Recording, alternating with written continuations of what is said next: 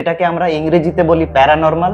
রাজস্থানের জেসলমের বলে একটা জায়গা আছে, তার থেকে 18 কিলোমিটার পশ্চিমে গেলে আমরা আদিভৌতিক অলৌকিক বিষয়। হ্যাঁ, ভারতের একটা সবচেয়ে ভয়ঙ্কর একটা গ্রাম। গল্পও আছে, গলা কাটা বডিটা শুধু দৌড়ে বেড়াচ্ছে, রান্নার স্মেল আসছে, অনেক দূর থেকে গন্ধ শোকা যাচ্ছে যে একটা কোনো কিছু রান্না করা হচ্ছে। মানুষের কান্নার আওয়াজ, মানুষের কান্না। আর কুলধারা হলো সেই গ্রামগুলোর মেন হাব। বললেন অ্যাকচুয়ালি ভূত আছে কিনা ওটা জানবার। হ্যাঁ, ওটা বাচ্চাদের হ্যান্ড প্রিন্ট পাওয়া গেছিল। 84টা গ্রামের মানুষ একটা ব্যক্তির বিরুদ্ধে লড়াই। এবার আসি গৌরব তিওয়ারির কথায়। আমাদের তারানাথ তান্ত্রিক অনেক ভালো, আনসলভ মিস্ট্রি বলা যেতে পারে।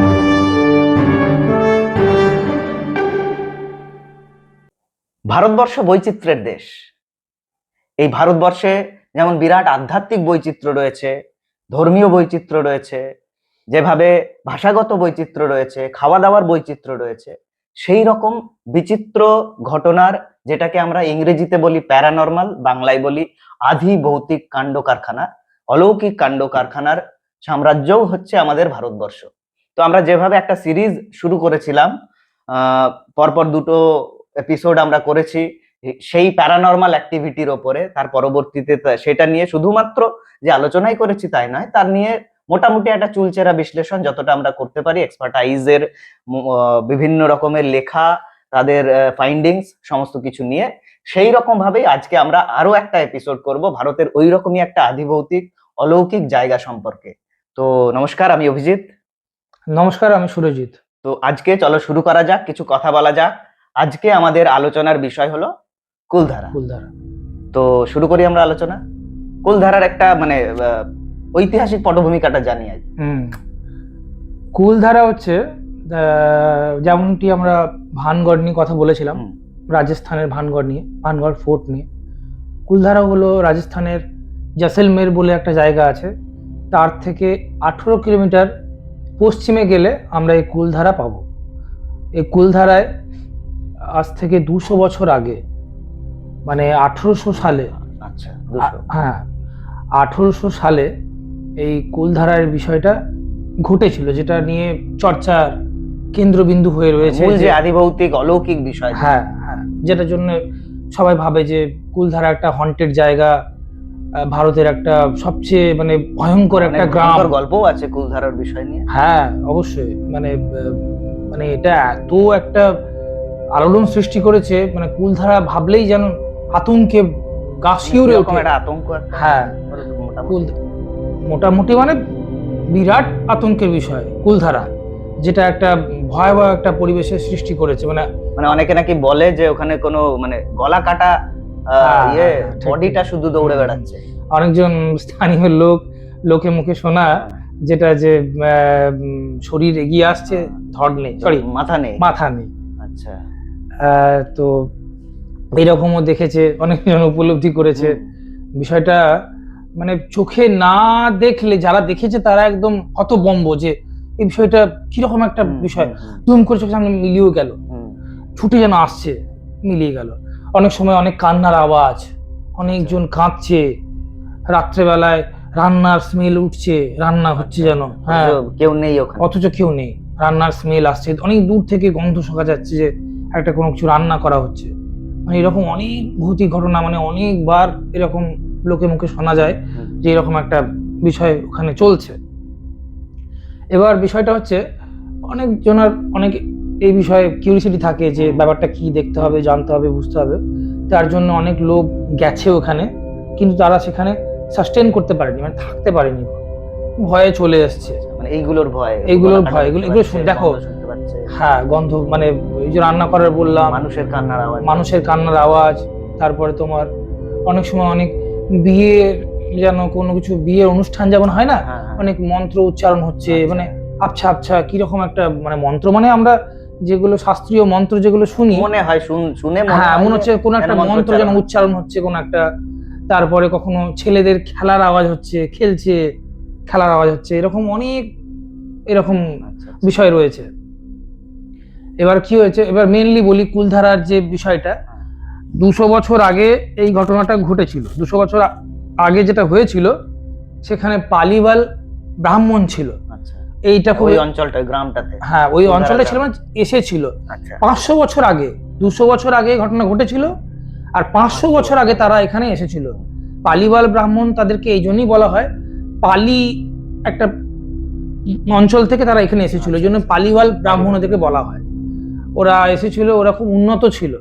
মানে এখনকার দিনে যেমন তুমি ধরো এক্সাম্পল হিসাবে স্টিভ জবস, তারপরে তোমার আরো যারা রয়েছে, এলন মাস্ক, তারপরে তোমার স্টিভেন হকিংস, তো এনারা রয়েছেন যেমন, ঠিক সেরকম পালিওয়াল ব্রাহ্মণরা তখনকার দিনে টেকনোলজি কিভাবে ইউজ করব, মানে কি করে কিছু করা যায়, ইনোভেটিভ কিছু করা যায়, মেইনলি ইনোভেটিভ করতে ওরা এটাই করেছিল। রাজস্থান জেনারেলি থর মরুভূমি একটা, তো বালির একটা জায়গা, সেখানে যে চাষ করা যেতে পারে, জলের উৎস খুঁজে পেতে পারি, সেটা ইনক্রেডিবল।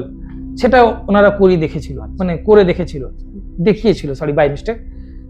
তো এই জন্য ওনাদেরকে এখনো আমাদের স্যালুট করা উচিত। এটা মানে ভয়ের তো আবহ ছিলই, কিন্তু ওনাদের যে কাজ ছিল, কার্যপ্রণালী যেটা ছিল, ওনারা কি করেছিল, জলটাকে খুঁজে বের করেছিল, জল কোথা থেকে পাওয়া যাবে। কেননা যে কোনো একটা জনবসতি গড়ে উঠতে গেলে ফার্স্ট প্রায়োরিটি হয় জল।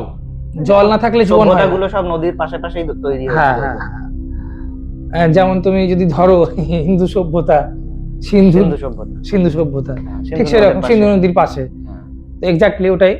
তো কি বলছিলাম, ওই পালিওয়াল ব্রাহ্মণরা, হ্যাঁ, জল ওরা খুঁজে বার করলো। প্রথমে খুঁজে বের করে, এবার জল তো এইভাবে খাওয়া যাবে না, পরিশোধিত করার জন্য টেকনোলজি ওরা বার করলো, জলটাকে স্টোর করতে শুরু করলো একটা জায়গায়।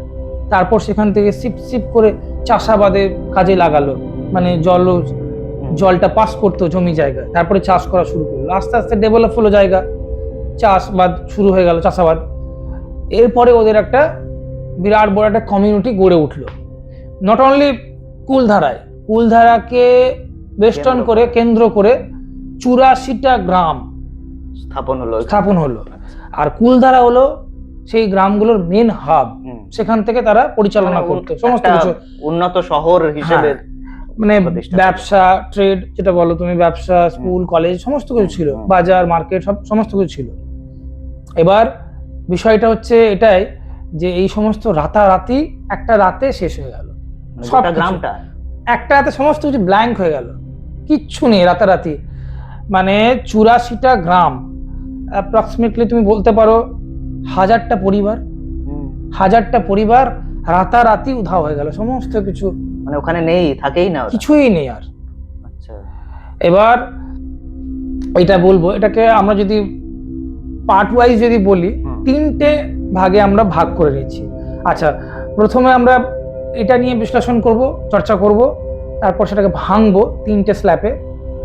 এই পালিওয়াল ব্রাহ্মণরা যাওয়ার সময় একটা কার্স দিয়েছিল, অভিশাপ দিয়েছিল, যে আমরা যখন এখানে থাকতে পারলাম না, এইখানে আর কেউ থাকতে পারবে না, কোনো মানুষ এখানে করে কর্মে খেতে পারবে না, থাকতে পারবে। অভিশাপ দিয়ে গেছে। ওরা ছেড়ে দিল কেন বলছি। তো এটা গেল একটা বিষয়। এটা নিয়ে বলবো কেন রাতারাতি একটা সভ্যতা, একটা কমিউনিটি শেষ হয়ে গেল, এর পিছনে কারণ কি, এটা আমরা ডিসকাস করব। সেকেন্ড পয়েন্ট হচ্ছে কুলধারাতে এরপর যেটা হয়েছিল, এই ওরা চলে যাওয়ার পর গৌরব তিয়ারি উনি এসেছিলেন ওনার 18 জন সদস্য নিয়ে ইনভেস্টিগেশন করতে। গৌরব তিওয়ারি বলতে? হ্যাঁ, গৌরব তিয়ারি বলতে আমরা অল্প বিস্তর সবাই জানি গৌরব তিয়ারিকে। উনি হচ্ছেন প্যারানর্মাল অ্যাক্টিভিটির ইনভেস্টিগেশন করেন। হ্যাঁ, ইনভেস্টিগেটর। তো গৌরব তিওয়ারি, যিনি হলেন প্যারানর্মাল অ্যাক্টিভিটির জন্য এক্সপার্ট, উনি গেছিলেন 18 জন সদস্য নিয়ে, সমস্ত কিছু ইনস্ট্রুমেন্ট নিয়ে, যেমন ছিল ইএমএফ মিটার, তারপরে তোমার ডিজিটাল অডিও রেকর্ডার, যেগুলো লো ফ্রিকোয়েন্সি, হাই ফ্রিকোয়েন্সি সব কিছু রেকর্ড করা হয়, এবং ছিল থার্মাল ইমেজিং হচ্ছিল, সমস্ত কিছু উনি মানে সেট আপ করে, যেটা উনি অবজার্ভ করলেন অ্যাকচুয়ালি ভূত আছে কি না ওটা জানবার, হ্যাঁ, ওটা জানার জন্য। তো উনি কিছু পেয়েছিলেন কিরকম, ওনার যে গাড়ি ছিল বাইরে রাখা ছিল, গাড়ির মধ্যে কিছু বাচ্চাদের হ্যান্ড প্রিন্ট পাওয়া গেছিল। প্রথমে বলা হলো কুলধারার ওখানে কোনো মানুষ থাকে না এবং কোনো পরিবারই নেই, কোনো লোকজনই নেই, জনবসতিই নেই, 200 বছর ধরে নেই। ইভেন এখনো পর্যন্ত স্টিল নাও আমরা আজকে বলছি, এখনো পর্যন্ত ওখানে কোনো জনবসতি নেই। মানে পালিওয়াল ব্রাহ্মণরা এমনই কার্স দিয়েছে, যেটা এখনো পর্যন্ত মানে অভিশাপ দিয়েছে, যেটা এখনো সাস্টেইন করছে।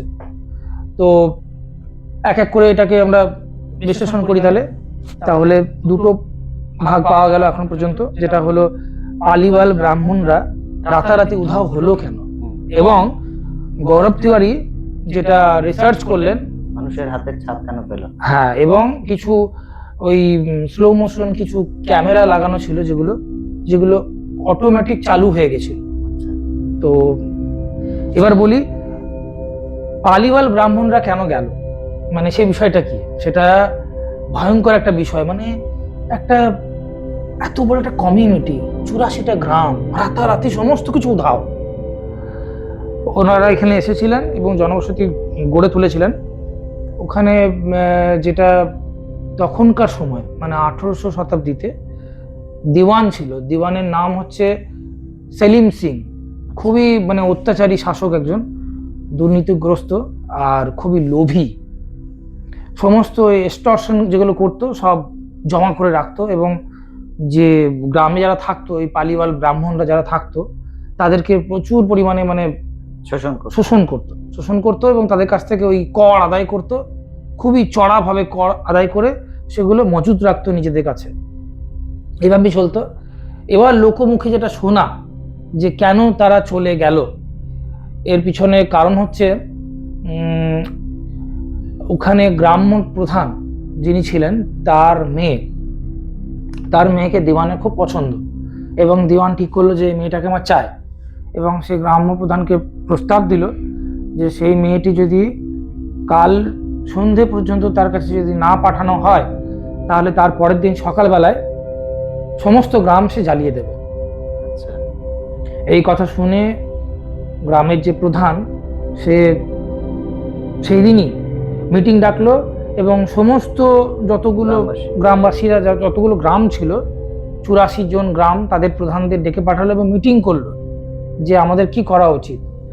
তারা এতটাই মানে তাদের মধ্যে এতটাই আত্মমর্যাদা ছিল, তারা ডিসাইড করলো শেষ পর্যন্ত যে আমরা আমাদের সম্মান মানে আমাদের যে মেয়ে, তাকে কিছুতেই আমরা দিওয়ানের হাতে তুলে দেব না। প্রয়োজন পড়লে আমরা সমস্ত কিছু ছেড়ে এখান থেকে চলে যাব, এবং সেটাই করলো। রাতারাতি তারা এখান থেকে চলে গেল।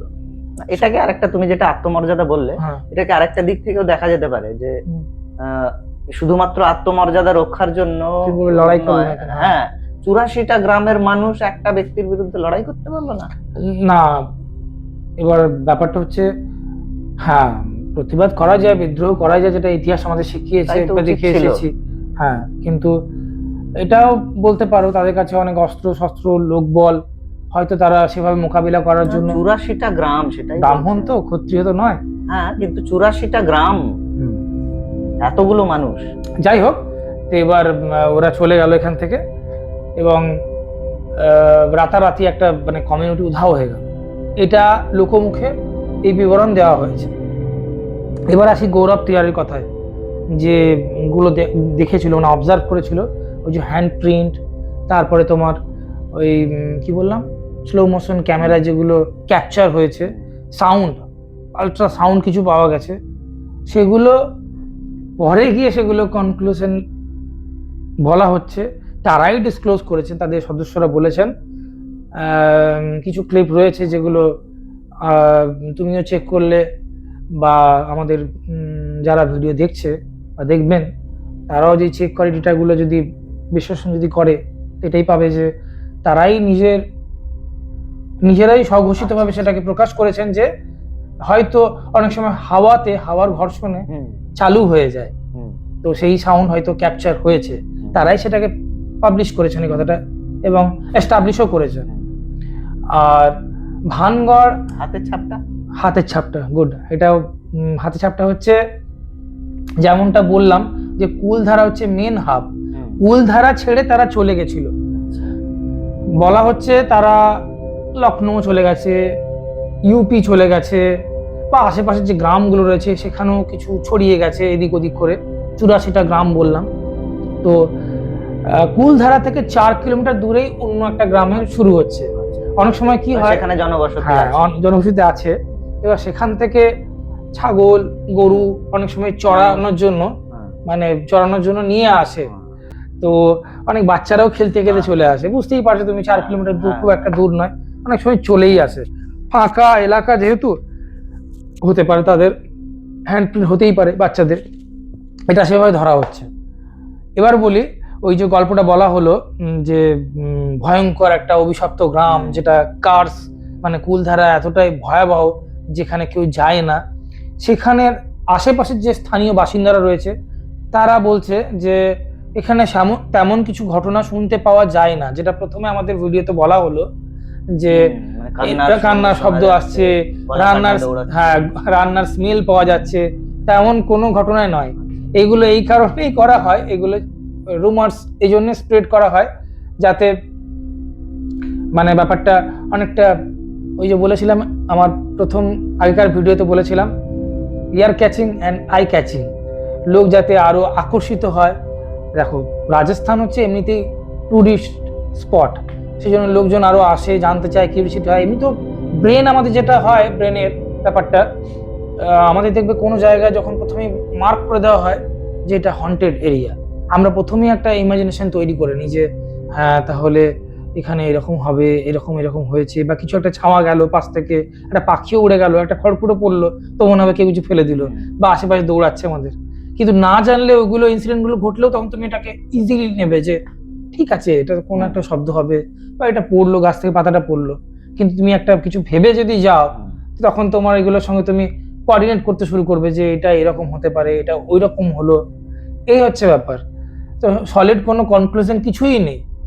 আর পালিবাল ব্রাহ্মণরা যেটা তোমার বললাম আশেপাশে গ্রামে চলে গেছে, উধাও হয়েছে, মানে কি ওই ঝামেলা যেটা হয়েছিল, দিওয়ান যেটা মানে নিজেদের মেয়েকে বাঁচাতে হবে, হ্যাঁ সেই জন্য।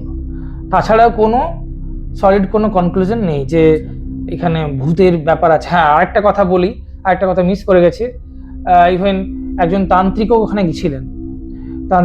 একজন তান্ত্রিক তার কিছু শিষ্যদের নিয়ে সেখানে যজ্ঞ করেছিলেন। সেই যজ্ঞর একটা ইতিহাস রয়েছে, মানে গল্প রয়েছে লোকমুখে, যে উনি রাতে যজ্ঞ করেছিলেন এবং ভোর হতেই উনি ওই জায়গা ছেড়ে পালিয়েছিলেন। হঠাৎ করে ঝড় শুরু হয়েছিল, সমস্ত কিছু যজ্ঞের সামগ্রী ওখানেই পড়েছিল, তারা এমন পালিয়েছিল। এবং সেই যে যজ্ঞের যে পুরোহিত ছিলেন তিনি নিজে বলেছেন, মানে তাকে যখন প্রশ্ন করা হয় যে আপনি কি অনুভব করলেন বা কি দেখলেন, কি বুঝলেন, এই সম্বন্ধে কি বলবেন, কিছুই বলেননি, এতটাই হতভম্ব হয়ে গেছে। মানে আমাদের তারানাথ তান্ত্রিক অনেক ভালো। যাই হোক, তো এই হচ্ছে ব্যাপার। মানে কুলধারার গল্প বলতে গেলে আলটিমেট মানে এখনো পর্যন্ত একটা রহস্য যেন রয়েই গেছে এর পিছনে। তারা গেলেই বা কোথায়, সলিড কোনো কনক্লুশন নেই, ধরে নেওয়া হচ্ছে এরকম ভাবে যে এই হয়েছিল। এবং তারা যে পালিয়ে গেছিল না, সেখানেই তারা পড়ে গেছে, মানে ওই প্রস্তর খণ্ডের নিচে রয়েছে। কেন বলছি, আর্কিওলজিক্যাল ডিপার্টমেন্ট সেখানে গেছিল সার্ভে করার জন্য, কিছু মানে ইমেজ নিয়েছে তারা পাখির চোখ থেকে, মানে বুঝতে পারছো তুমি তো, কিছু ইমেজ নিয়েছে এবং সেগুলো পরীক্ষা করে দেখেছে যে সেখানে আর্থকোয়েক হয়েছিল। কিন্তু আর্থকোয়েক এক্স্যাক্টলি কখন হয়েছিল সেটার কোনো মানে সঠিক ডেটা নেই। না, আমি যতদূর শুনেছি, ধরো যে ওই জায়গাটা যেটা কুলধারা বলে জায়গাটা আছে, সেই জায়গাটা হচ্ছে ভূমিকম্প প্রবণ এলাকা। মানে সিজমিক অ্যাক্টিভিটি কিছু কিছু জায়গা আছে যেখানে বেশি হয়, টেকটনিক গতিবিধি, প্লেটস গুলোর মুভমেন্টের কারণে যেটা হয়। তো কুলধারাতে মানে ফ্রিকোয়েন্টলি ভূমিকম্প হতো, সেই জন্যই তো বলা হচ্ছে। এবার সেটাকে ধরে নেওয়া হচ্ছে যে তারা তাহলে পালিয়ে গেছে না উধাও হয়ে গেছে, এই জিনিসটাকে মানে সলিডেশন করার জন্য যে তারা কি তাহলে এখানে আর্থকোয়েকের নিচে কি চাপা পড়ে গেছে, সেটাই ধরে নেওয়া হচ্ছে। যেমন অনেকগুলো গল্প রয়েছে, এগুলো কোনো সলিড কোনো কনক্লুশন আসেনি, সবগুলোই গেসিং সেন্সে ধরা হয়েছে। তুমি যতগুলো ডেটা যাবে চেক যদি তুমি করো কোনো জায়গায়, তারা যে পালিয়ে গেছে বা এই যে গৌরব তিয়ারি যে কনক্লুশনে এসেছেন এগুলোর, ওনারাও বলেছেন মেবি হয়তো ক্যামেরা স্লো মোশনে চালু হয়ে গেছে, মানে বলছেন এই জিনিসগুলো এখনো পর্যন্ত স্টিল নাও রহস্যই রয়ে গেছে, যা এখনো পর্যন্ত সলভ হয়নি, আনসলভ মিস্ট্রি বলা যেতে পারে। তো কুলধারার গল্প এটাই, এর বাইরে আর কিছু নয়, এবং এর ভেতরে এটাকেই ধরে নেওয়া হচ্ছে যে এই পর্যন্ত এরকমই ঘটেছে। এমনি আরো বলছে ধরো মানে ওই একটা তো বললাম যে ওটা সিজমিক অ্যাক্টিভিটির এলাকা, যেখানে ভূমিকম্প প্রচুর হয়, ভূমিকম্প প্রবণ এলাকা। বাড়িগুলো ছিল পাথর দিয়ে, পাথর সাজিয়ে বাড়ি তৈরি করা আর কি তখনকার দিনে। তো ওই পাথর সাজানো বাড়ি ভূমিকম্পের কারণে ধসে পড়েছে, সেইটা একটা রিজন ছিল। তারপরে ওদের মানে যে জল সংকটটা ঠিক করেছে হ্যাঁ, ওই এটাও একটা কারণ ধরা হচ্ছে যে জল সংকট, মানে জল যেটা ওরা সঞ্চয় করতো এবং পরিশোধন করে যেটা চাষাবাদের কাজে লাগাতো বা তারা পানীয় হিসাবে সেটাকে গ্রহণ করত, শেষের দিকে তাদের সেই সময় যখন চলে গেছিল, এটাও একটা রিজন হিসাবে ধরা হচ্ছে, তাদের নাকি জল সংকট দেখা দিয়েছিল, মানে জল পাওয়া যাচ্ছিল না, সেই জন্য তারা এখান থেকে পেলেও সেটা লবণাক্ত জল হয়ে যাচ্ছে। হ্যাঁ না, জল পাচ্ছিল না, এবং পেলেও যেটা তুমি বলছো খুবই মানে কম, হয়তো জলের মাত্রা অনেকটা নিচে চলে গেছিল, যার জন্য তাদের চাষাবাদ করা সম্ভব হচ্ছিল না, এবং সেটা না হলে তারা ট্রেড সমস্ত কিছু তারা পরিচালনা করতে পারছিল না। সেই জন্য তারা মনে করলো যে প্রাণ বাঁচানোর জন্য সমস্ত কিছু ছেড়ে এখান থেকে চলে যাওয়াটাই শ্রেয় হবে, তাই তারা আশেপাশের গ্রামে এদিক ওদিক ছড়িয়ে গেছিল, এটাও একটা রিজন হিসাবে ধরা হচ্ছে। আর আর্থকোয়েকের যেটা বিষয় তুমি বললে, আর্থকোয়েকটা বলা হচ্ছে, কিন্তু এক্সাক্ট যে এই কারণেই তারা গেছে বা ওখানেই তারা চাপা পড়েছে তারও কোনো এভিডেন্স নেই, এবং আর্থকোয়েক হলেও সেই সময় যে তখনই হয়েছে সেটারও কোনো সলিডেশন পাওয়া যায়নি। কারণ হচ্ছে যে ছবিগুলো নেওয়া হয়েছিল সেই ছবিগুলো দেখানো যাচ্ছে, মানে দেখা যাচ্ছে যারা মানে আর্কিওলজিস্ট যারা রয়েছেন তারা দেখেছেন যে বাড়িগুলো সাজানো ছিল পাশাপাশি, সেগুলো মানে দেওয়ালগুলো একদম অ্যালাইন ভাবে রয়েছে, কোনো কিছু খারাপ হয়নি। এটাও কেন মানে একটা ম্যাসিভ একটা আর্থকোয়েক হলে সেগুলো ডেস্ট্রয় হয়ে যায়, কিন্তু সেটা কিন্তু হয়নি সেই সময় যা চিত্র ফুটে উঠছে। ব্যাস এই ডেটাই। এটাও তো আছে তোমার, ধরো ওই আর্থকোয়েকটা যে ওই সময়টা না হোক, কিন্তু ওদের যে জল সংকটটা আবার নতুন করে তৈরি হলো, জল না থাকলে মানুষ থাকবে না, এটা তো স্বাভাবিক সাধারণ ব্যাপার। আর তারপরে ওই সময়টা ব্রিটিশ রাজ, ব্রিটিশদের অধীনে রাজা, তার অধীনে আবার দেওয়ান, সেই দেওয়ানের যে মানে যেটা ইকোনমিক রিজন আর কি, তো অর্থনৈতিক ভাবে মানুষ তো সেই সময়টায় টর্চার করা হচ্ছে, তাদের কাছে বাড়তি ট্যাক্স চাওয়া হচ্ছে, অত্যাচার করা হচ্ছে, এটার জন্য এই সমস্ত কিছু মিলিয়ে মানুষ মনে করেছে যে এইখানে আর থাকা যায় না। তো সেক্ষেত্রে আমরা ওই এই মেয়েটিকে আমার চাই, এই গল্পটাকে পুরোপুরি মান্যতা নাও দিতে পারি, সেটা মানে আমরা আরো ফার্দার রিসার্চ করলে বুঝতে পারবো। আর কারণ যেটা তুমি প্রথমেই বললে যে 84টা গ্রাম কেন প্রতিবাদ করলো, মানে এটা তো হতে পারে না। এটা ওই জন্যই বললাম যে এই কুলধারা এটা আনসলভড মিস্ট্রি হয়ে রয়ে গেছে এখনো পর্যন্ত, স্টিল না, মানে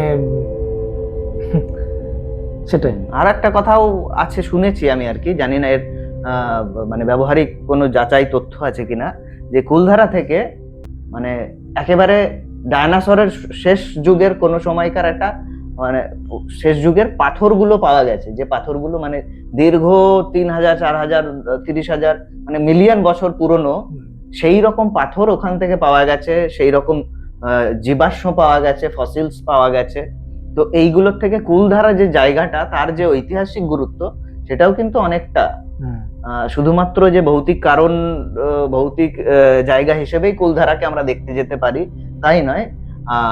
মানে আমরাও বলছি এই কথাটা যে রটানো হয়েছে যে এটা ভূতের জায়গা, কিন্তু সেই রটনা ছাড়াও আমরা কুলধারাকে ভারতের একটা ঐতিহ্যমণ্ডিত একটা জায়গা হিসেবে ঘুরতে যেতেই পারি, বিদেশিরাও আসতে পারেন, দেখতে পারেন জায়গাটা ঘুরে, আর ঐতিহাসিক পটভূমির জায়গা থেকে তো অবশ্যই ঘুরে দেখতে। তারপরে এই যে প্রথমে বললাম ভিডিও পূর্বেই যেটা বললাম যে পালিওয়াল ব্রাহ্মণরা তখনকার দিনে ওই টেকনোলজি করে ওই জায়গাতে ওইভাবে জলকে এভাবে পরিশোধিত করে বা জল সংগ্রহ করে মানে যে ব্যবস্থাপনা যেটা সৃষ্টি করেছিল, সেটা সত্যি করে আজকে আমরা রেন ওয়াটার হারভেস্টিং পড়ছি বা জানছি, কিন্তু ওনারা সেই সময় হারভেস্টিং কি করে ফেলেছিলেন দেখেছি, এটাও একটা বিষয়। এটা পজিটিভ ওয়েতে নেওয়া উচিত এবং দেখা উচিত যে এই জিনিসটার মধ্যে মানে দৃষ্টিপাত করা উচিত।